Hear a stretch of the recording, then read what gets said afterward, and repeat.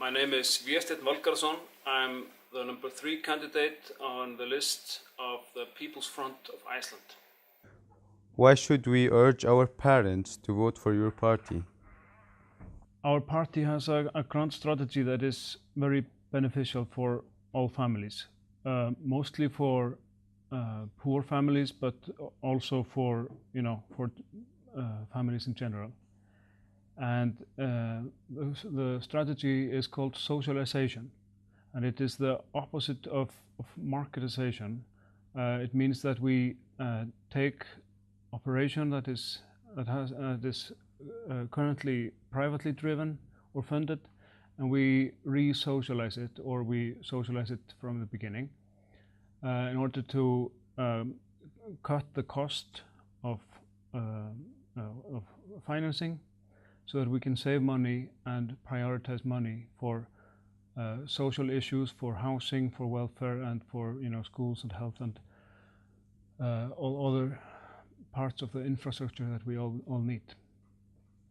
And we are sure it would benefit pretty much all families in the country. What is your plan to improve child welfare? With a social financial system, we could eliminate the interest on mortgages, which would lower the housing, the cost of housing, for at least half. Cut the price in half, and that would give us great elbow space to prioritize the funds, the funds in society, to lower housing costs, to strengthen the welfare system, and to lengthen, to make the paternal or maternal leave longer when you give birth to a child,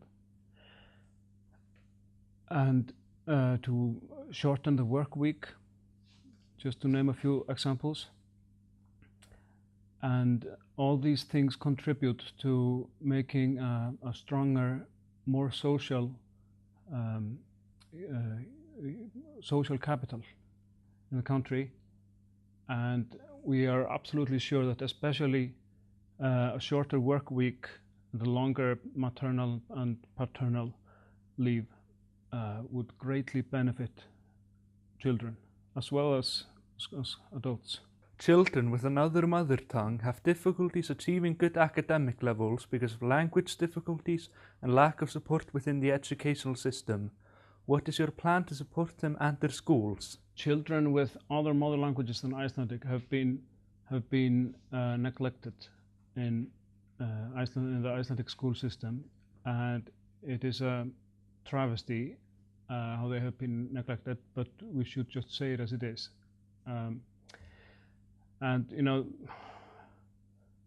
I'm not a professional in pedagogics, so I don't have the professional solutions, but I do have the political motivation to let the professionals do their work and to shuffle up the system so that it will provide better for the needs of all children.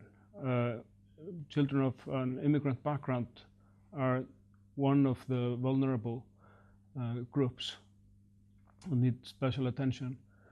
And there is one thing that we know about children with immigrant background we can learn from our neighbor countries, and that is it is fact that if you respect their own mother language and their own culture, you will get better results in school.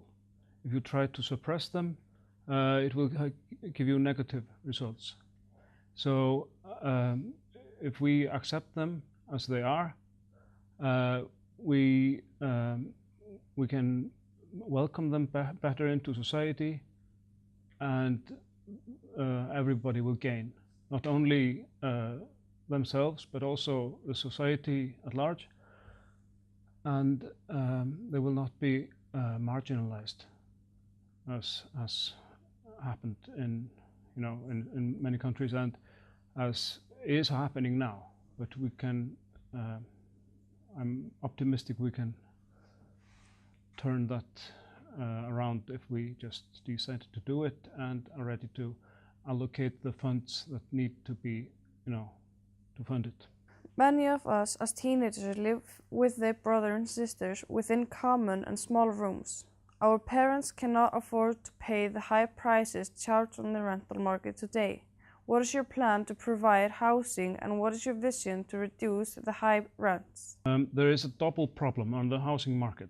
The first is a shortage on housing, which turns up the price. And we can solve that by taking a political decision to take new plots of land, to develop them for residential houses. And we don't even need to expand the margins of the capital of the city because there is plenty of space within the city that's not being used now. We want to build an oversupply of housing that will turn down the speculative price hikes on the market. Because if you have a shortage, you will get higher price, but if you have oversupply, you get the minimum price. And an oversupply would also make us better prepared for unforeseen problems, such as a sudden mass of people fleeing from a volcanic eruption, or if we decided to take 1,000 refugees into the country or something, and if we had an oversupply of housing, we would be better equipped to do that. The other problem of the housing market is the high interest rates on mortgages, which I have already mentioned, but it cannot be overstated because a normal family may be spending 100,000 a month that could be saved if we had a social finance system with no interests. A social finance system could be run by the state, but it could also be run by the municipality. And in this municipal election, we are proposing that the city should start such an institution, social financial institution. As young people, we cannot afford to rent even a small flat, and at the same time, we have to work to cover our education and living expenses. So many students in this situation have to give up their studies because of difficulties making ends meet and finding time to study. What is your vision to solve our problem? Students should be able to concentrate on their studies instead of work. Study loans should be high enough to provide for the student without additional income, and they should be without interest, funded by a socially run study loan fund. And the student should never need to come close to a bank, a privately run bank, which is designed to rob us off. Also, after a certain period of time, after you finish your studies, the loan should be turned into a stipendium, so that when you, for example, you finish your university degree as a lawyer, and you work here as a lawyer for 10 years, and in 10 years' time, you've been working, paying your taxes and everything, and then we just say, okay, you've just, your work has paid for your studies, and we should just drop the loan. This is our, and of course, residence for students. We need to build much more of them as well. What is your plan to secure equality between Icelanders and foreigners, for instance, to equal pay and equal opportunities? We want a ban on agencies that hire out low-paid foreign workers, and we want a chain of responsibility on contractors, so that if a subcontractor breaks the union breaks the law, breaks the contract with the union, or behaves unacceptably in some other way, it is the contractor that's ultimately responsible. And we want a transparent wage system, and we want a wage ratio of 2:1, so that the highest wages be double the lowest wages in the city, at least. Many foreign families find it difficult to understand the rules of society, their rights and responsibilities, and many of them have difficulties with integrating into society. Many feel isolated and left out. What is your plan to improve their living conditions and integration into society? We want to establish an office that provides free service to people with a foreign background, be it immigrants or migrant workers or refugees or just tourists, and where they could get translations or advice on their rights and duties and other assistance that they may need to enjoy their rights and to integrate with society. And we also want to strengthen the social and cultural societies that immigrants have themselves and have active and friendly relations with the countries that they come from. What is your plan to improve healthcare and welfare of our grandparents and the elderly people? First of all, healthcare should be socially run and free for all, free of charge, and so should medicine.